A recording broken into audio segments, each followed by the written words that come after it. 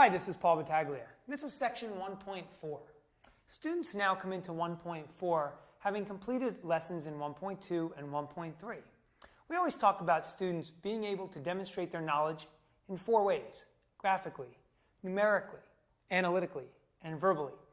If you think about what was done in sections 1.2 and 1.3, the students haven't had an opportunity to do the first three. They were able now to handle a limit graphically, numerically, and analytically. What about that verbal piece, though? Well, section 1.4 will now allow us to do that. See, what we're looking for students to take away in section 1.4 is the idea of evaluating one-sided limits, using those to determine the continuity of a function, and then applying the intermediate value theorem. So the essential question you want your students to answer at the end of section 1.4 is, what is continuity, and how does that apply to the intermediate value theorem? So one of the things to talk about when we talk about continuity is the conditions that must exist. And we need students to understand there are three conditions that need to be present. Number one, a function must be defined at a given value. Number two, the limit of that function must exist at that given value. And then number three, the limit that we obtained at that given value must equate to the value we achieved when we directly substituted the value into the function. So that's a mouthful, right? And now this is the first chance we get to see if students can connect that reasoning. And this is where we start to see mathematical practice for AP Calculus number one. Can they confirm hypotheses and conclusions? So in doing that, it's good to try and get students to talk a little bit more. Have them justify to you out loud in class. Have them justify to each other. They should be backing up and reasoning through what they're saying.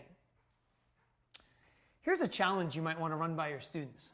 After you've discussed the three conditions necessary to determine if a function is continuous or not, have each student create a graph.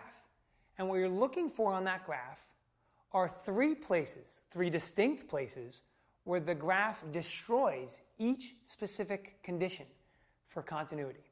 So in other words, on that graph, when the student is done, you'd want to see, number one, that at some location, they are showing you that the graph does not have a functional value. It's not defined. Somewhere different on that same graph, you want to see the limit not existing. And then finally, in a third place, different again, you'd like to see the function have an existent value, have a limit that exists, but not have those two values coincide. The next thing you want to talk about with students is a brief review of domain. How does domain play into continuity? Are there any similarities? Are there any differences? Are there things that we can rely on from the domain or not? And then finally, you'll notice in figure 1.34, we have a great visual to help students understand what exactly is behind the intermediate value theorem. But here's a better way to explain it. Maybe if you wanted to try and lighten it up in class a little bit, you can bring in a picture of yourself when you were younger. And then they can see you now. The easy hypothesis is that students can see maybe when you were 10 or 11 years old that you were maybe only 3 feet 6. And now you're standing before them and maybe you're 5'2" or 5'8" or 6'3". Ask them, what do you know about me without really knowing much else? And what they should be able to tell you is that at some point in your life you had to be 4 feet tall. You had to be 4.5 feet. You had to be 5 feet tall maybe. And these are things that they know even though they haven't known you for very long. And in essence, that's what the intermediate value theorem says. And this is a great way to see if students can apply the theorem and understand that if one function's value exists and later on a different value exists and we are looking at a continuous function, that the only way to get from point A to point B was to go through a continuous graph. There are some mistakes we want to watch out for with students, and some of those come from common assumptions. So let's talk about it. Now that students are talking about one-sided limits, they may have trouble reading a graph, and the notation might seem a little foreign. Also, students now will compute a one-sided limit, and they'll say to themselves, well, this must be the limit. And that's not necessarily the case either, right? We want students to understand that the only way a limit can truly exist is if it approaches the same number from both the left side and the right side. Finally, let's talk about some AP tips. As I said before, this is one of the first times that students will be able to show you if they could justify their reasoning and connect some of the things we've been talking about.